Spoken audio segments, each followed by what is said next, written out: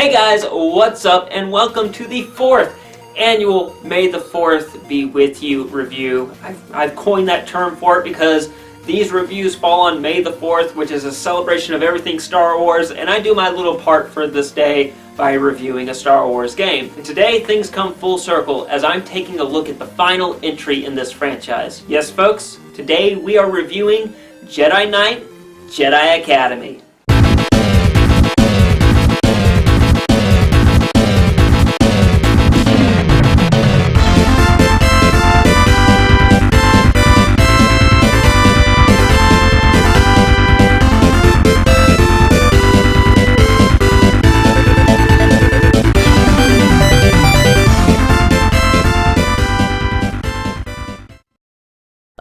Yeah, but that doesn't make any sense, Mr. Lucas. Silence! Star Wars Jedi Knight Jedi Academy is a first and third-person shooting action game released September 16th, 2003 on the PC and November 18th, 2003 for the Xbox. It was developed by Raven Software and published by LucasArts in North America and by Activision in other markets.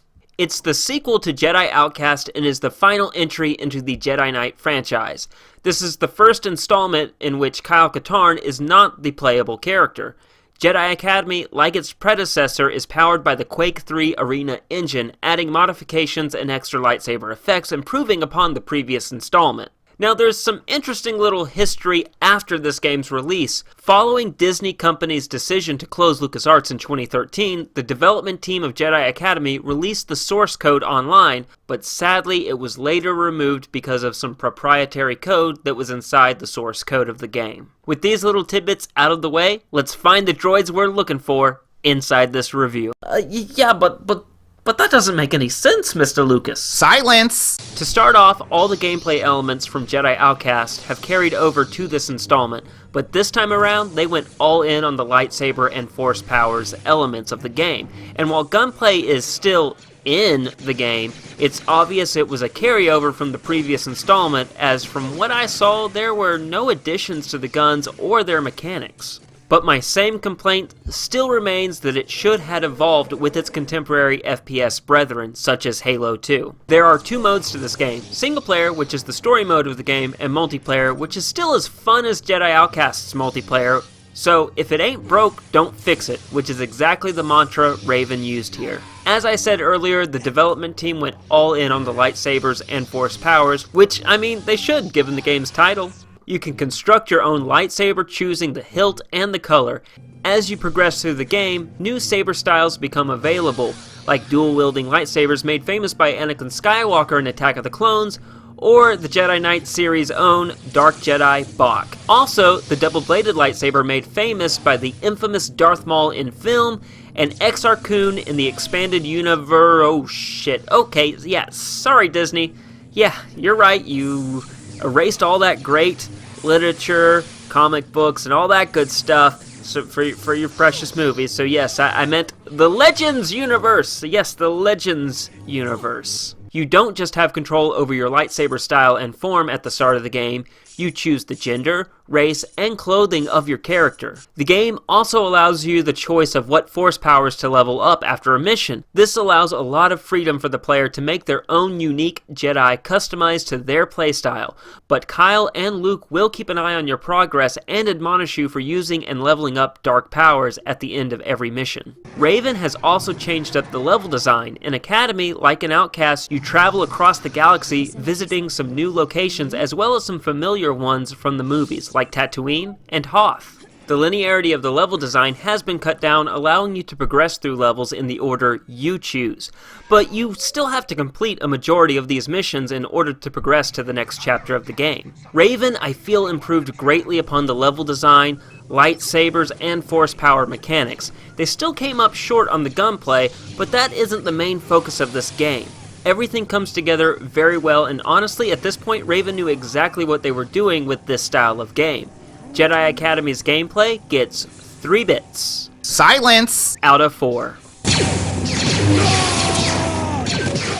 Yeah, but that doesn't make any sense, Mr. Lucas. Silence! After all these years of reviewing LucasArts games, what can I say? The sound is awesome. classic music from the films, great sound effects, great sound quality, the voice acting leaves much to be desired still. It's a bit stiff in some parts, but that could be due to the placement by the sound team and not the voice actors themselves. I prefer the voice actress for the player's character over the actor. She actually sounds normal through most of the game. It's only when she turns to the dark side that she really camps up that evil tone in her voice. The voice actor sounds like a pompous ass through the entire game. Now, something that shouldn't have surprised me, but the voice actress for the female character of the game is none other than Jennifer Hale, veteran voice actress who also voiced the legendary Shepard in the Mass Effect franchise. But with all that out of the way, let's give Jedi Academy's sound 3 bits. Silence! Out of 4.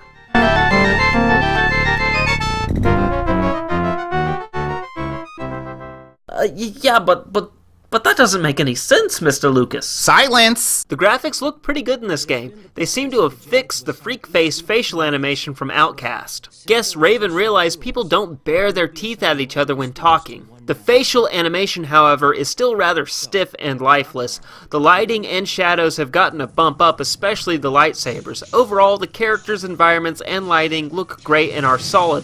So, let's move on to the plot, and it goes as follows. You take the role of Jaden Core, who could be a variety of races or gender, depending on what you chose in the customization menus. Jaden is a new student arriving at the Jedi Academy on Yavin 4, along with other fellow students, one of them being your friend and inevitable traitor, Rosh.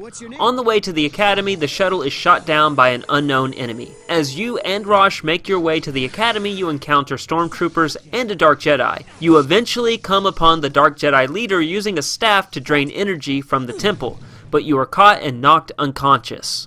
Jedi Masters Kyle Katarn and Luke Skywalker arrive with Rosh to check on you and investigate the attack.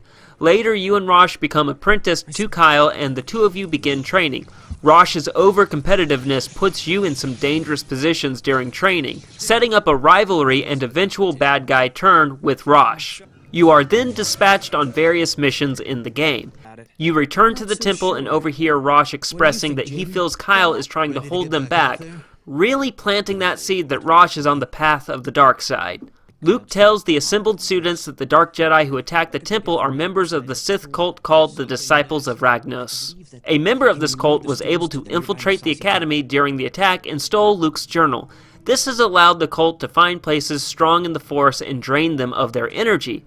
It also gives the development team an excuse to let you visit famous locations from the movies. You then begin yet another tour of the galaxy. You eventually visit Hoth and investigate Echo Base, where you encounter Imperials and Alora, the Dark Jedi infiltrator. She flees once Jaden defeats her. Jaden returns to the Academy and finds that Rosh has not yet returned from his mission. You accompany Kyle in an investigation of Darth Vader's fortress. There, it is discovered that Rosh has joined the Disciples of Ragnos. I mean, what a twist! We didn't see that coming. It's not like they've been planting the seed very obviously right in front of us for the last quarter of the game. Brilliant, brilliant twist there. Kyle arrives at this point, and the leader of the cult is revealed to be Tavion, the former apprentice of Jedi Outcast's antagonist, Desan. Tavion has recovered the Scepter of Ragnos, which has the power to drain and release Force energy. Tavion escapes with Rosh, destroying your lightsaber in the process. You and Kyle narrowly escape and return to the Academy. You are then promoted to Jedi Knight and get to construct a new lightsaber and choose a different fighting style if you so desire. Luke comes to the conclusion that Tavion plans to resurrect an ancient Sith Lord, Marka Ragnos, that's who the cult worships, so obviously that's who they would be trying to resurrect. So, using the power of the staff, they plan to resurrect this dude. As the Jedi prepare to battle Tavion and her followers on Korriban, Kyle informs you that he has received a call of help from Rosh. Though skeptical, you agree to help. You have to fight your way through a mining facility, and you once again are confronted by Alora, and you also find Rosh, who asks for help and claims to have seen the error of his ways. This is the point where you must choose between light and dark side. My first playthrough, I chose light. You spare Rosh and save him from Alora, but not before she gets to cut off his left arm. Because it's Star Wars. Someone must lose a limb. You defeat Allura and head to Korriban to confront Tavion, fighting your way through her followers alongside your fellow Jedi. Once you defeat her, she uses the scepter to invoke Ragnos' spirit, who possesses her body. After the epic final boss fight with Ragnos, you destroy the scepter, banishing Ragnos' spirit back into its tomb and killing Tavion in the process. Now back at the Academy, you are reunited with Rosh, who has recovered. You are then honored by Luke, Kyle, and the rest of the Jedi Order. The dark ending goes quite differently. You kill Rosh but refuse to join the Sith or help resurrect Ragnos. Instead, you kill Allura and then head to Korriban. You then leave a trail of death and destruction on your way to confront Tavion. Killing her, you steal the scepter and then are confronted by Kyle. After defeating Kyle, you escape with the scepter. Kyle is rescued by Luke and laments losing both Rosh and Jaden, vowing to hunt you down. Luke wishes Kyle good luck and notes that although you have turned to the dark side, there is always hope and Jaden may not be beyond redemption. The final scene cuts to you on the bridge of a Star Destroyer beginning a campaign of conquest. Obviously, all the Jedi Knight games' canon endings have been the light side ending. And also, it gives a happy ending to the final entry of the franchise. But, and I do say but, if this was still an ongoing franchise, the dark ending would be the most intriguing, as the player has created and built a new antagonist for Kyle Katarn in the Jedi Knight franchise. But alas, that will never be. The story paints by the numbers and leaves much to be desired. At the end of the day, I would say it's a decent plot. That, with some solid graphics, gives Jedi Academy's presentation 2 bits. Silence! Out of 4. Not yet. I'm one of Kyle Katarn's students. He's talking to some locals. We're investigating a cult that's been cropping up. Yeah, but that doesn't make any sense, Mr. Lucas. Silence! Jedi Academy is a fun game that made a lot of improvements upon the gameplay and presentation of its predecessor. That being said, Jedi Academy didn't quite capture my imagination or immerse me in the Star Wars universe the same way that Dark Forces or even Jedi Knight did. You can find this game physically online for the Xbox for around $20 depending on the condition you are looking for, but most importantly you can find it digitally on PC through Steam for about $10 and on the Xbox Store for $10 on Xbox One through backwards compatibility. Well guys, it looks like we are finally closing the book on the Dark Forces / Jedi Knight franchise, and I feel like we're taking one small step into a much larger universe of Star Wars games. I'm looking forward to it. I hope you guys are looking forward to it too. Well guys, that's it for this review. May the 4th be with you, and as always, stay safe and play on.